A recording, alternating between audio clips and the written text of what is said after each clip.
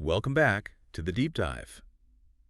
So today we're looking at a part of the business world that I think for a long time was just considered, the cost of doing business. Oh, for sure. It was a chore, it was friction, it was just something you had to get through. Right. But if you look at the data we have today, especially around the logistics of, say, Southern California, that mindset treating travel as just a chore it's actually a liability. It's a massive liability. It's fascinating, right? We spend weeks on a pitch deck, we spend millions on R&D, hours on contracts. But the physical act of getting the key person to the meeting, we often just leave that up to chance. Or, worse, an app on a phone. Right, an app that relies on the gig economy. Yeah. And just to be clear for everyone listening, this isn't about reviewing luxury cars. No. We're not doing a deep dive on leather seats or legroom specs. We're zooming in on a specific case study from limo service San Bernardino to look at executive ground travel as a strategy. And specifically, in a high-friction environment like the greater San Bernardino and LA area. Which is the ultimate stress test. Totally. I mean, if you can figure out your movement in Southern California with the sprawl, the crazy congestion, all the different airports, you can pretty much manage logistics anywhere. So the whole argument in the source is that we need to stop seeing transportation as just getting a ride. And start seeing it as an extension of the workday. Okay, so let's jump into that first section of the analysis. The source calls it the mindset shift, because I think for a lot of people, even top executives, the default habit in 2025 is still land, grab your phone, open a rideshare app, and wait. It's the default, but the source argues it's the amateur move. They contrast the scramble with what they call the pro move. And the scramble is a perfect name for it. It is. Is that the moment you're standing on the curb at, like Ontario or LAX, fighting for a signal? Exactly. I mean, think about the variables there. You've just landed. You're probably tired. You open an app. First question, is there even a car? Maybe. Second, what's the price? Is it surging? It might be surging 3 times because 3 other flights just landed with you. And third, and this is the killer for business, how long till it gets here? The app says 5 minutes, then it says 12, then the driver just cancels. That uncertainty, that's what the source calls the main stressor. Curb anxiety. Precisely. And in a high-stakes environment, anxiety burns your cognitive fuel. You should be thinking about the meeting, not tracking a Toyota Camry on a map, wondering if it's going to make the turn. So the pro move, then, is basically pre-booking and confirmation. Yeah. It sounds almost, retro, doesn't it? Booking a car in advance. It does, but in a world of on-demand everything, certainty has become the premium asset. The source talks about this idea of predictable curb timing. When you pre-book, you aren't just a passive participant hoping the algorithm favors you. You become an active strategist. You know exactly when wheels are moving. And the source says this is super critical during conference season in San Bernardino. Why that specifically? It's about supply and demand shocks. So imagine a big convention at the National Orange Show Event Center. You have 2,000 people trying to leave at 5 p.m. Right, all at once.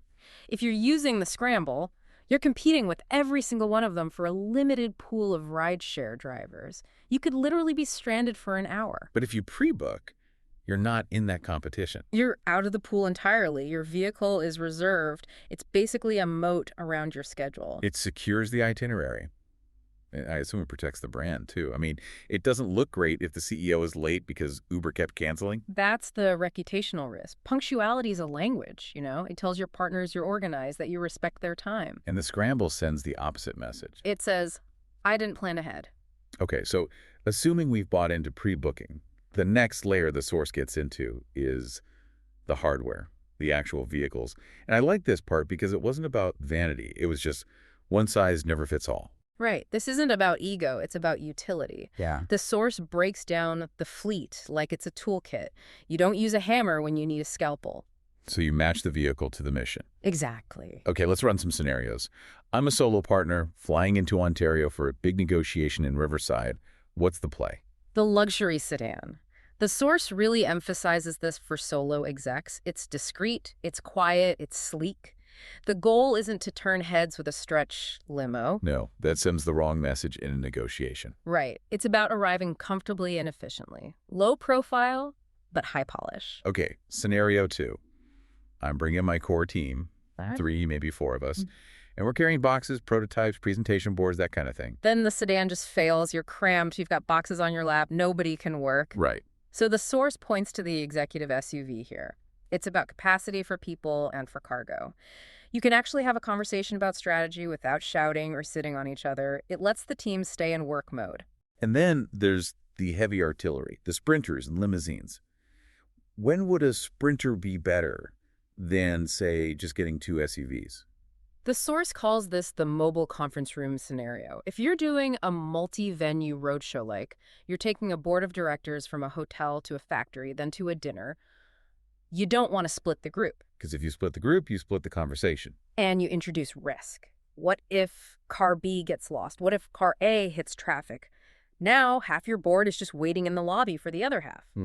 A sprinter keeps the brain trust together. The source calls this a premium arrival. Everyone steps out at the same time, ready to go. It's a unified front. That actually leads perfectly into the next big insight from the reading, which is this whole idea of the mobile office. Yeah. The source makes a pretty bold claim here. It says that transit time can be the most productive block of your day. It sounds counterintuitive, I know, because we usually think of commuting as dead time. But think about the modern open plan office. Oh, it's full of interruptions. It's loud, visually chaotic. Constant Slack pings, people walking by, spontaneous meetings, all of it. Yeah. Now picture the back of a pre-booked executive car. It's a controlled environment. It's quiet. It's climate controlled. It has Wi-Fi, charging ports. It's basically a Faraday cage against office distractions. It's physically contained. You are. The source lists some specific activities for this time. Inbox triage was one. Which is huge. If you have a 45-minute drive from the airport to the meeting, you can clear 50 emails. You arrive with a clean slate. Your brain is fully present for the client, not worrying about what's piling up in your inbox. It shifts the cognitive load. Yeah. They also mentioned rehearsing. And this is one you absolutely cannot do in a ride share. You can't practice your sales pitch out loud when you're sitting in the back of a stranger's Prius. No, it's awkward, and frankly, it's a security risk. You have no idea who's listening. Right. In a private executive car, you can say it out loud, run through the slide deck, do your breathing exercises. You actually prepare for the performance. There's a smart logistical tech aspect to this, too. Yeah. The source mentions sharing your flight number with the service. This is a great example of passive automation. By giving them your flight number, you're delegating the stress of any delays. So I don't have to be texting the driver from the runway if we're holding for 30 minutes. Nope. The dispatch system tracks the flight. If your flight slides an hour, the pickup slides an hour. The driver probably knows before you do. It creates a seamless handover. It does. You land, and the car's just there. You're not managing the logistics. The logistics are managing themselves. So let's talk about that moment you actually land, the arrival protocol. Because anyone who's flown into LAX or even Ontario recently knows that the curb is, well, it's a zoo. It's chaotic, and physiologically, you're at your worst, right? You're dehydrated, you've been in a pressurized tube, you're tired. The source says this is a huge pain point, especially for visiting VIPs. And the solution they propose is the meet and greet. Right. This is the difference between go find your car and the car finds you. Okay, paint the picture for us. How does this change the experience? So instead of wandering out to the pickup island, dodging shuttles, trying to read license plates with fumes blowing in your face, Which is miserable. you walk into baggage claim, and there's a professional chauffeur holding a sign with your name on it. It seems like such a small touch, the sign. It's a massive psychological unburdening. It just says, you're safe, we've got you. They take your luggage, they guide you. You don't have to think about where the parking garage is, you just follow. The source mentions this as crucial for investors. Oh, absolutely. If you're bringing in a VC or a potential partner to San Bernardino for a site visit, their impression of your company starts the second they step off that plane. Right. If they spend their first 20 minutes frustrated and sweating on the curb, they enter your meeting in a negative state. You start the meeting already in a deficit. Exactly. A meet and greet sets a tone of polish. It says, we value your comfort. And it covers all the major hubs, ONT, LAX, Burbank, John Wayne. It just erases the friction of the airport. Speaking of chaos, we have to talk about the traffic. I mean, we are analyzing a source about Southern California. The traffic isn't just a variable, it's the defining feature. It's the monster in the closet. The source notes that a 20-minute route can double by noon. And that's not an exaggeration. So how does a limo service beat that? A Lincoln can't fly over the I-10. No, but this is where the source makes a great distinction between the algorithm and local insight. We've all become so dependent on Waze or Google Maps, and they're great tools, but they are reactive. They only see the red line on the map after the traffic is already stopped. Correct. Or they'll route you through a neighborhood that's technically faster but 1,000 times more stressful. The source argues for the human advantage of professional chauffeurs who have local route fluency. Corridor rhythms. I like that phrase. It means understanding why the traffic happens. A local pro knows that the sun glare on the I-215 creates a slowdown at a specific time of year, no matter what the accident reports say. They know when the high school lets out, that specific surface street is a parking lot. The source listed the major arteries. The I-10, I-215, CA-210, SR-60. All of which are volatile. But a driver with that local fluency knows the surface street alternates. They know when to bail off the Freeway 3 exits early because they just know the rhythm of the city. And they know about event surges. Right. Is there a concert at the Glen Helen Amphitheater? Is there a Dodgers game messing up the flow into LA? An algorithm might miss the why. It can't predict a surge until you're already stuck in it. A human driver anticipates it. So the goal is building realistic buffers. That's it. It's not about speeding. It's about accurate estimation. It makes sure the executive arrives composed, not rushed. And that word composed is key. Because if you run into a boardroom apologizing for traffic, sweating, you've lost status. You're on your back foot.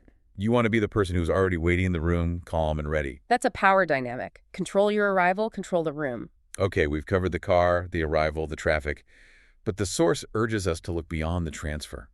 This gets into more complex logistics, like hourly services. This is a game changer for dynamic schedules. A standard transfer is just point A to point B, driver drops you off, driver leaves, but business is rarely that linear, right? Never. You have the meeting, then the client says, hey, let's grab lunch. Then you need to go back to the hotel, then to dinner. If you're using ride shares, that's 4 separate bookings, 4 wait times, 4 risks of a dirty car or a bad driver, and 4 receipts to file. Hourly service then means the car just stays with you. It's as directed. The car is on retainer. It waits downstairs. It becomes your personal locker. You can leave your coat, your laptop case, whatever, in the car securely while you have lunch. That is a huge convenience, not having to lug your bag into a restaurant. And it allows for pivots. Meeting ends early, venue changes, you just walk out and go, no waiting. The source also connects this to road shows. City-to-city movements. Yeah, high-intensity corporate travel. Maybe you're hitting San Bernardino, then Riverside, then downtown LA, all in one day. Corporate transportation streamlines the admin side of this. Instead of your finance team chasing down 50 Uber receipts from 3 different execs. It's just one invoice. One managed account. Yeah. It removes all that administrative friction from the back office. There's a branding element here, too, that the source brings up. Transportation reflects your brand. Do you think that's a stretch? Does the car you send really matter that much? I don't think it's a stretch at all. I mean, think about it. You're trying to close $1 million deal. You invite the client to dinner. You send a car for them. And it shows up smelling like fast food, or the driver is in a T-shirt and doesn't open the door for them. That reflects on you. It suggests you cut corners. It suggests you don't pay attention to detail. It breaks the immersion of quality you're trying to create. Right.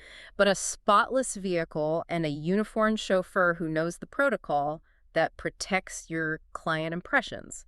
It's quality control for your brand image. It creates a consistent narrative of quality. Exactly. You control the boardroom environment. You should control the transit environment, too. Okay, so for the listener who's sold on this, they want to upgrade their ground game for their next trip to SoCal. The source gives a little FAQ on practical implementation. What are the rules of engagement? The first rule is timing. The pro move really depends on the booking window. How far out do we need to be looking? The source suggests a split strategy. For peak times, so we're talking major conferences, holiday weekends, big events, you need to be booking 7 to 14 days in advance. That makes sense. You don't want to fight for inventory when supply is already low. Exactly. For just standard weekday business travel, 24 to 48 hours is usually enough to get the specific vehicle you want. What about flexibility? Because the biggest pushback I always hear against pre-booking is, well, I don't know exactly when my meeting will end.